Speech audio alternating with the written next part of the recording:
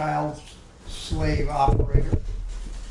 Well, what the Bolsheviks did is when the Jewish capitalist workers were on strike, I'll talk loud enough so you can hear me. No, it's, we've got a question time. Just wait a I second, want to hear it. Norma, please. I forgot to factor this in, I want to do it. When the Jewish capitalist Christian workers were on strike, the Bolsheviks supported that strike. If the Black Hundreds, which were the Ku Klux Klan of Russia, found out about it, they went to police stations and ran off pogromist literature to murder this Jewish capitalist and his family, then the Bolshevik would form armed defense guards and knock some workers' heads in till they realized that what would happen if they went along with the Black Hundreds is the Tsar would send in troops to stop the riot and destroy the strike. So if you wanted to win the strike, you had to not single out an oppressed national minority capitalist for extermination. So that's the policy I would use.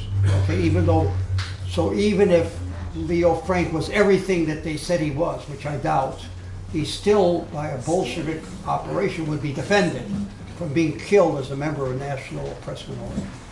Okay, so question answer period. It's a couple of things. One is I'm going to put this up on YouTube. The channel is NPML. That's where it's going to go. And if you give me your email, some of your emails I have, I will certainly send them the links, but others whose I don't have, if you want to give it to me, when I put it up, I'll send you. A sheet of paper to sign up. So yeah, you can take a piece of paper and somebody has a piece of paper, then let's circulate it. Can you take care of that, please? So what we're going to do is everybody asks a question, and I'm going to start with the front row. It's a 2-minute question or comment, and we'll go by rows. And I would ask the panelists to keep it brief so that we can finish with everybody, because quite a few people came in your honor, Elazar. So you've got a good turnout here. I got a what? You've got a good turnout. So keep answers brief. Questions are limited to 2 minutes. And somebody can they keep time, please? Okay. Okay. No, I can't keep time. Somebody No, Gene, can you keep time or? Is somebody with a clock or? Okay. I also have a microphone for the people to use. One that makes a sound would be better. Yeah, the one with the sound, this is one with the sound when it's turned on. And if anybody wants to use it, can use it. If they're not loud enough, I can't record it. It's making an awful buzz right now. Well, that's, Raj, yeah. I will notify you when you have 30 seconds left and when you're finished. 2 minutes. Yeah, but please encourage people, please use the Can mic. you hear that, Robert? Turn that Use the off. mic. Buzz, please. Please use the mic so that it records clearly. Even though people can hear it here, It's not maybe plugged they may in not. correctly. If you mic it, then when people watch it, they can hear Okay. your questions and your comments. We have a mic-trained electrical engineer at the controls, so Are we ready to roll? I'm not as qualified. Okay, so I'll start with Gigi. Okay. You're the first. A couple of things. One thing Could use the mic. It's right there at the corner. behind Speak you. loudly. One thing is, I'm sorry to say it, but Elazar, I think I'm pretty good at a lot of history, but I didn't understand your presentation. I couldn't follow it. Too many names and too many, not saying if they were black or if they were white or I don't know. I didn't understand it. Sorry. Sorry. I understood Gerald. Gerald. Anyway, sorry Thanks for to the say that. compliment. Maybe other people probably felt different than I did. That's how I felt. One thing I wanted to say about people say Jews a lot and don't mention Zionists, and I'm sorry. Zionists are the friggin' enemy. They're Nazis to me. Jews are different, and I'm Jewish. And my family, during the 60s, I went in 59, my family went across the country in visiting our relatives and so on. And they were all like in favor of Martin Luther King, and they were all like very good people. They were not bosses and stuff. Well, I mean, I know there were bosses too, but and whatever. I agree with what he said about that. But I just think people need to say this. It's not said on news. It's not said anywhere. Zionism is really bad. It's to me, they're as bad as Hitler. Look what they're doing to the Palestinians. It's terrible. Anyway, that's all I have to say. Norma, please. Just so you know, my folks brought home an issue, a book called We Charge Genocide. And I was about 9. Something like that. By William Patterson. No, he was. Yes. And Paul Olson. I think it was a collective He effort. was. Eric? Yes. Gerald, did you also want to include Petey Perez? You're part of that committee. Correct. I wonder if, I really don't want to give my opinion, but I would like to, for the two of you to talk more. What do you think, what are the kinds of things that the two of you are doing to combat this racism and anti-Semitism? And what are the kinds of things that you think are doable for others? That's all. Do you want to take the question, or do we want to keep Well, I going? think 2 or 3 at a time. Two or three, so then go ahead. You're next. Okay, I'm getting blinded by the light back there.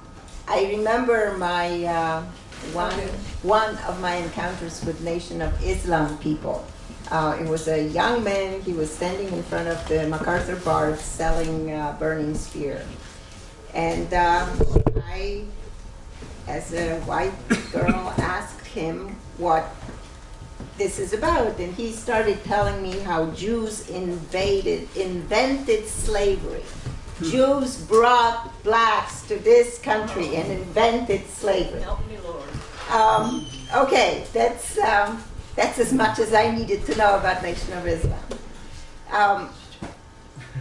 I did want to say there is a difference between nationalism and national liberation.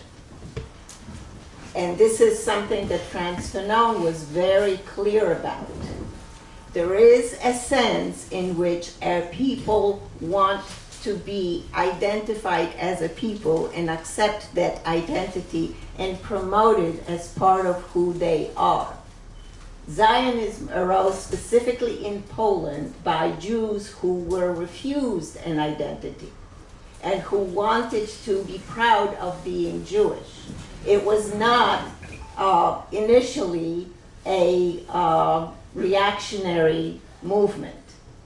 It was a movement for liberation of the oppressed Jews in Poland, although Poland didn't exist at the time. So, 30 seconds left. okay, when it came to how it was transformed by Israel, it became narrow nationalism. Narrow nationalism, just like Nazis, is National Socialism, just like any other narrow nationalism in Serbia, in Syria, in India. Every narrow nationalism is counter-revolutionary. I wanted to talk about something else, but I guess my time is up. Now you got it. Time is up. No, yeah, okay. Yeah, I'd like to try to respond to some of the things. Zionism is not the same as Nazism. Though the Zionists, before the State of Israel, collaborated with the Nazis in a very precise way in the transfer agreements. And we can elaborate that if you wish.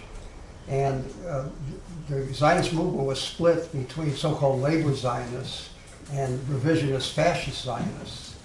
And not that both of them didn't do criminal things against the Palestinian people, but you can't equate Nazism, which is a weapon of monopoly capitalism in crisis, to crush the working class, exterminate the Communist Party, destroy the working class movements entirely, with Zionism.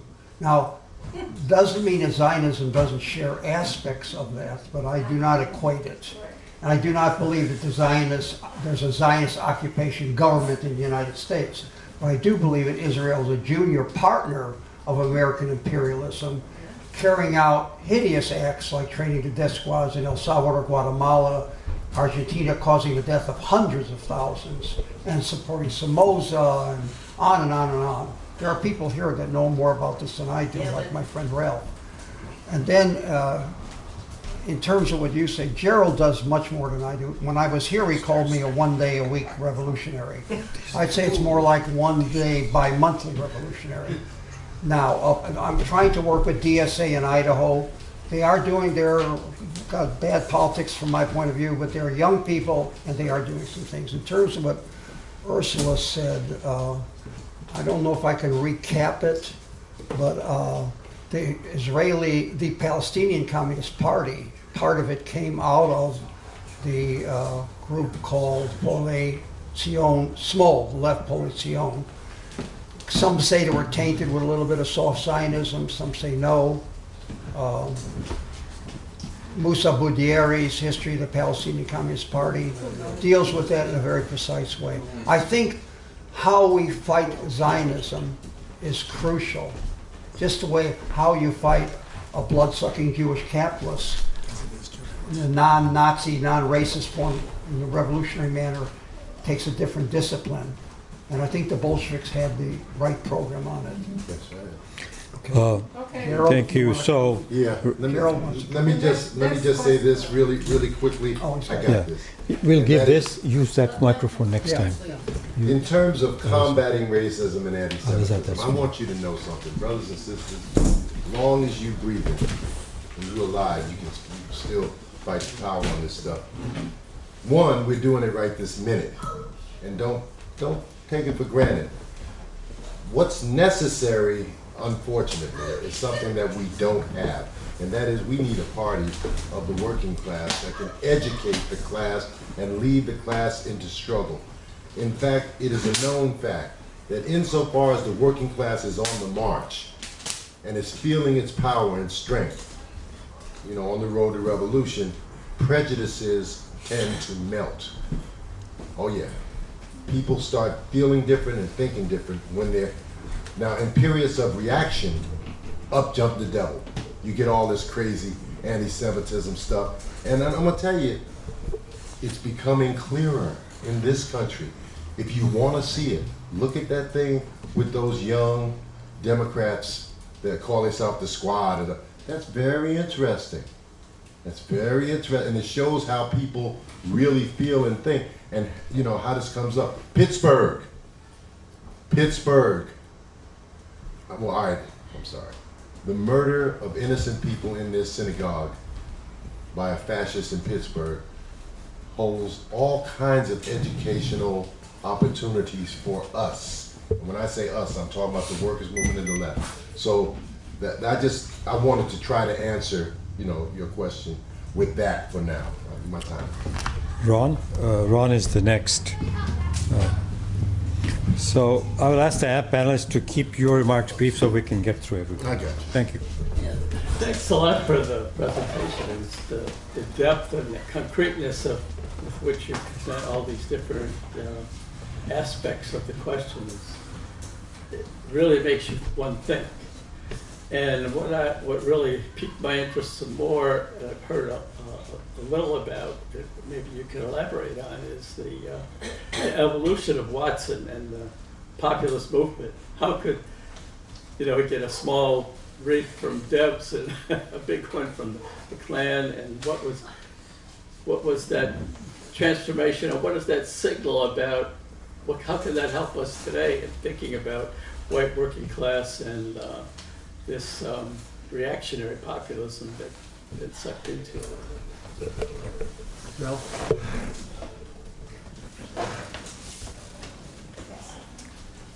On the subject of the relationship of Zionism to Judaism, I would like to refer people to the work that Maya and I have Speak a little louder, please, sir. I would like to refer people to the book that Maya and I have written called The Hidden History of Zionism, and the series of documentations that flow from that, which explores the class character of the Zionist movement, of the old bourgeoisie making common cause with the ruling class in Russia, seeking to offer their services as instruments of that control. And the delineation of how they proceeded is very precise and well known and established. I won't go into it now because I think people are familiar with it, but I will refer people to the work if they haven't seen it and encourage them to look at it. Thank you. What's the name of it? The hidden Hidden History of Zionism. Okay, everybody said it, I don't know what anybody The said. hidden issue of Zionism. The Thank hidden you. history of Thank you. Zionism. No, Go ahead. okay, thank Go you. ahead. I'm, Speak into the mic. Is the mic on? hi. I really appreciate the presentations, and my mind is swirling about what to say and what to ask, and I have a couple of points, and that is, one, I want to know if Irving, the guy who we saw his face there, if he was a member of the Nazi Party. No. Okay. And the other thing, I want to just share something.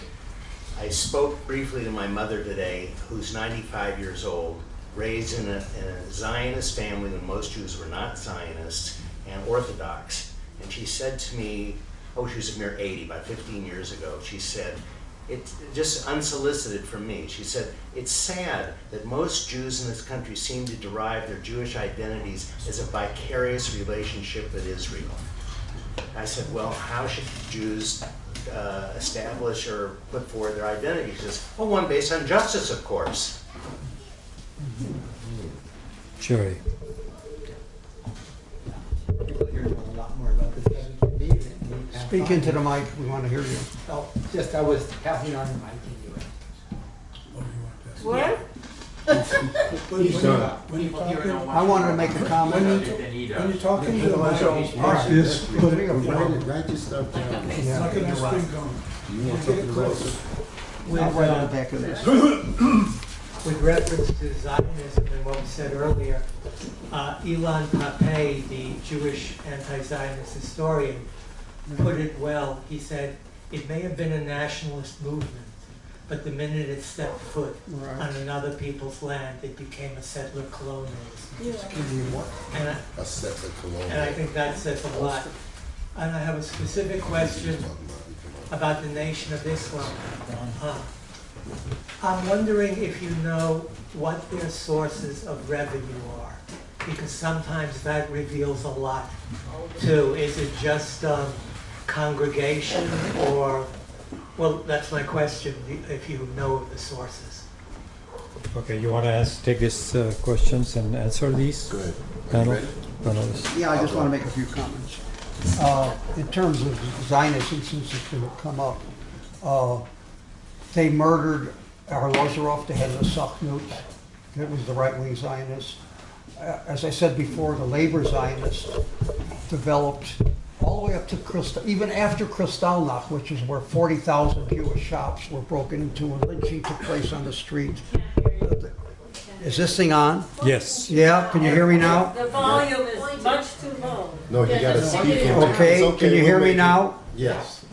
So the Havara, the transfer agreements between the Nazis and the labor Zionists, they struck a memorial medal with a swastika on one side and a Jewish flag on the other side. Eichmann, one of the authors of the Hungarian genocide and others, and Lieutenant Hagen went, invited by the Sochnut, to the Yishuv. The Yishuv is a Jewish settlement in Palestine before the partition of the state, okay? And they dealt with assigned high-level Haganah officers, Feivel Focus. The British kicked them out as Nazi spies. Feivel Focus was assigned to go to Cairo and meet with them in Cafe Grappe, continue the negotiations with the Nazis. As far as we know, he betrayed the location of a resistance radio that was being run on a flatbed car along the border, making it difficult for the Nazis to triangulate, and helped them find that. His archives are still not fully opened by the State of Israel. Tom Segev says that he was a Nazi agent. I doubt it. I think that's his cover-up saying how deep in bed the Zionists were in the Nazis. So in the United States, there was a anti-Nazi boycott organized by the Jewish veterans, Louis Untermeyer. The organization that Leo Frank belonged to, B'nai B'rith, that formed the Anti-Defamation League, that spied on the left and did all kinds of criminal acts, they opposed the anti-Nazi boycott. So did the American Jewish Committee. And even the American Jewish Congress wavered. Eventually they came on board. So, but in Palestine, Nazi ships with swastikas on it brought goods that were taken from the Jewish capitalists that invested in the Havurah and resold in Palestine for money. Okay. Thank you, Elazar. Okay. Hold on. But the Hold question on, hold on, about- hold on, Hold on. hold on. Hold That- on 1 second, Ross. Let me just sorry. very quickly, Pass it to the audience. No, no, Jews invented They have slavery stuff. their own issue. We have to stop acting, mock outrage. Oh, how could they say that? How could they say virgin birth? How could they say walking on water? How could they say any of the dumb shit? I'm sorry. The misinformed things that these religions, say. It's called a leap of faith. Because you get people to believe that, they'll believe anything. Okay? In fact, Elijah Muhammad said the world was going to come to an end in 1975. I swear to God, I never will forget that. But people didn't leave. Okay, 75 come, I say, okay, I'm still breathing, we're still here. That's the nature of religion. Part of it, so when they say, Jews invented slavery, there are probably a small number of Jews that were involved in slavery early on. We don't have to deny that.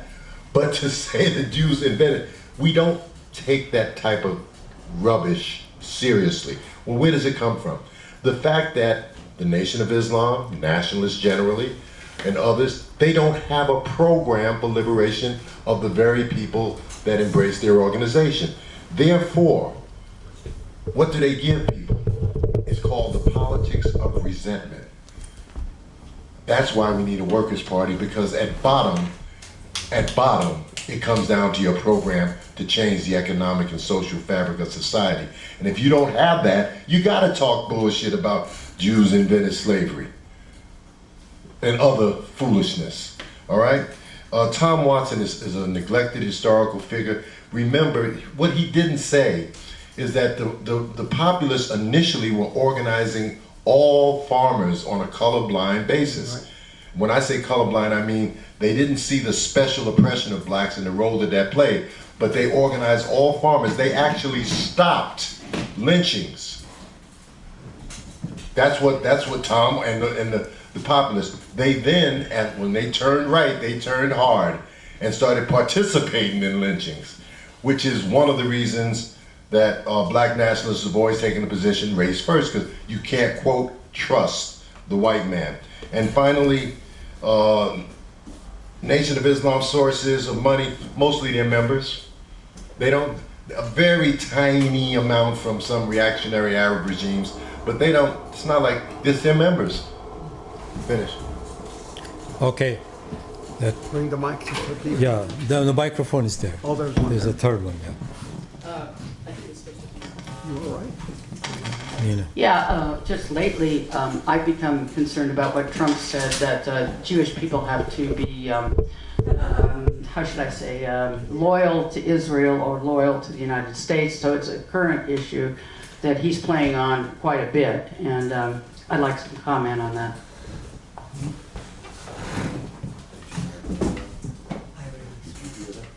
Yes, I heard it. I don't have it yet. Yeah, I would like to see a forum, or sometimes a series of forums on the contradictory nature of Jewish history. Because the anti-Semites, the Jew haters, the racist Jew haters, have said all kinds of things and used everything they could dig up just to further their racism, doesn't mean that there isn't a lot of nasty stuff in Jewish history that people like me, for instance, who are raised Jewish, never even knew about.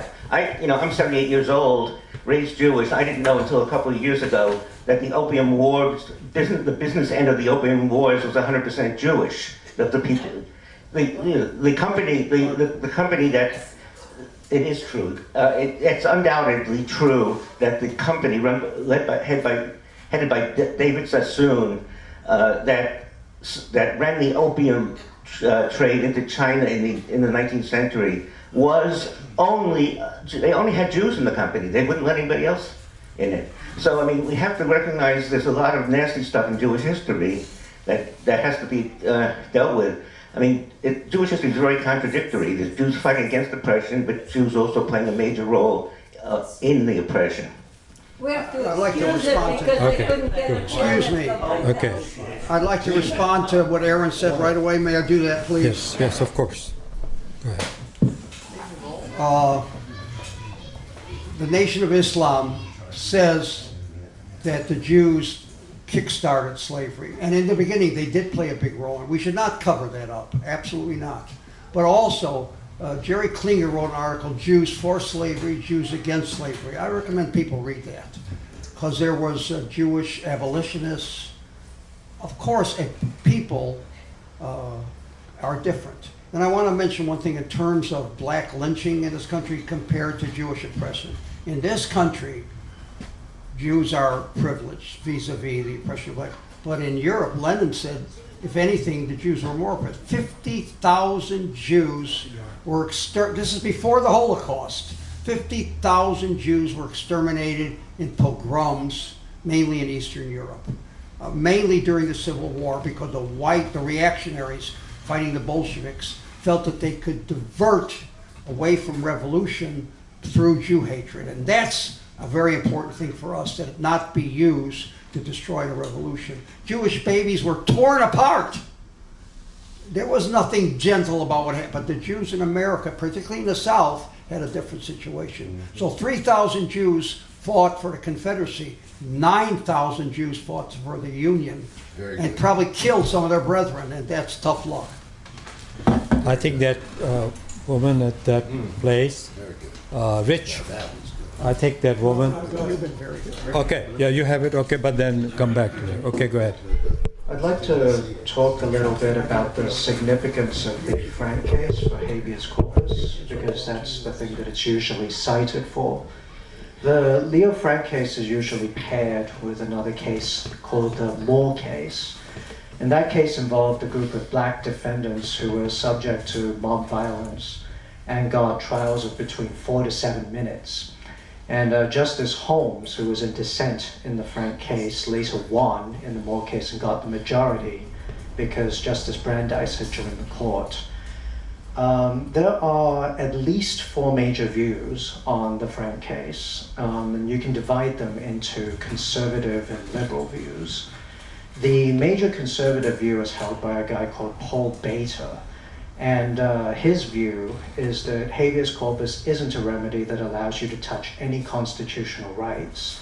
A federal court can only look into whether a state court had jurisdiction. It's a very restrictive view of habeas corpus. It relies on an early 19th century case called Watkins, in which Chief Justice Marshall said that habeas corpus is only a jurisdictional remedy. And its supporters are the hangmen on the Supreme Court, Thomas, Scalia, and Rehnquist. 2 of those people were dead, but Thomas is now the leader of the conservative pro-death penalty faction on the Supreme Court. It looks like Gorsuch will probably join him. And he's busy destroying habeas corpus by developing the court's jurisprudence on AEDPA, the Anti-Terrorism and Effective Death Penalty Act. The liberal view is, the main proponent of that view is a person called Gary Peller, and he holds to the view that was advanced by Justice Brennan in an earlier case called Fay versus Neuer. And their main support is the Habeas Corpus Act of 1867, in which the Reconstruction Congress... Can I have additional time? No, please, sorry. We don't have enough people. Let him finish his thought. Yeah, finish, wrap it up, yeah. Okay, I'll be very brief. Basically, Justice Brennan's view has been destroyed at this point. Right. And Brennan's view goes back, actually, to probably the most important quote from the Frank case, in which Justice Holmes said, habeas corpus cuts through the form and gets to the very tissue of the matter. It comes in from outside, not in subordination to the proceedings. It must do this where it does nothing. And even though all the forms have been observed, it reopens the inquiry whether they have been nothing more than an empty shell. And that was quoted by Kennedy in Boumediene, which is a case in which the communists actually won the right to habeas corpus for detainees at Guantanamo. That was one of the victories for the left in recent years, one of the few victories. But to make things short, Brennan's view has basically been destroyed at this point, and the conservatives are in the ascendancy. Okay, Elazar wants to answer Quick that. reaction to that. More defendants, Moore versus Dempsey, came out of what was called the Elaine massacres. Blacks, tenants, were being cheated by the companies that they were trying to sell, landlords and companies they were trying to sell their grain to. They formed a union. And out of this came the Elaine massacre of over 233 or 237 blacks, not only by lynch mobs, but by the Guard, National Guard called in to quell the riots. They shot them too. And then 5 people got killed, white people. So almost 250 blacks. So they put these 12 defendants, the Moore case, on trial, and they were convicted for first-degree murder. Then came what he mentioned, the Moore versus Dempsey thing, where Justice Holmes' decision of a lynch mob atmosphere interfering with proper defense, a proper fair trial, and using habeas corpus won. Okay, that's it. Okay, we only have 6 minutes and 6 people still to ask question. Keep it brief, please. Now, just in regards to Gerald's talk, my experience with the Nation of Islam was when I got involved with the Mario Woods Coalition. I was also, before that, I'm involved with the Oscar Grant Committee, which thanks to Elazar, who got me into the group with Gerald. And we were doing really good work. So when Mario Woods was murdered, the Mario Woods Coalition was created, and I was going to meetings. It was about, like he said, 200 people. In the beginning, it was about 25% white people. And Christopher Muhammad, he was a really awesome speaker. He was a motivator, but in almost all of his speeches, he would end up referring to Farrakhan. Farrakhan said this, Farrakhan said that.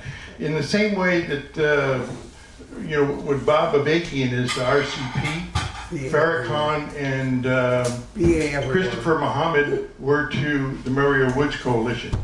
And being part of the Black Lives Matter, a lot of us were there for that, but it became more of almost a recruitment organization for the Nation of Islam. And so the 50% white people that were part of it went down to about 5% of the white people, and I was one of them. Okay, I did question Christopher Muhammad a couple times in a couple meetings, and after the meetings, their members, the Nation of Islam, came up to me to warn me not to question him too much, to just come, just be a good white person and follow the program, whatever he says. And but I did question him and got in trouble. But there were other experiences. Thanks. Okay, I think there are 2 people on the left. Only? No, I mean, seated in the left. David is not back yet. Thank you both for your presentation. David. One thing I wanted to say, just a caution, a thing of warning about dividing Zionists and Jews. I just think it's getting into bad rhetoric in which we're separating and not questioning what we mean, because the terms like any are changing, and we're going to alienate people, because I think we all need an education present on what terms mean. I know Jews now who are calling themselves Zionists who are not like the Zionists in the past, because they want the preservation of Israel, but they're pro-Palestinian. I mean, so this is where I think we need to really kind of delve into education of what we mean now. I have a question for Gerald. Gerald, when you were talking about initially the young people were coming into the Nation of Islam, all these young people who stood for what their values, what happened to them? I mean, during the suppression, you had talked about what happened to the Nation of Islam, kind of their agenda, but didn't these young people fight back? What Against whom, may I ask? the Nation of Islam? I mean, that's what I was wondering, where their voices were lost. What happened to them? Did they just acquiesce? Okay, do you want to take one more question before you answer? Yes, no problem. Okay. One more question. The person, okay, in the back, all the way back. Okay, all right, so then, where is David? David is the one missing? David just went to the bathroom. Okay. It's okay. He's okay, so that, Well, get his question. yeah, okay, there is a question. I want to know if the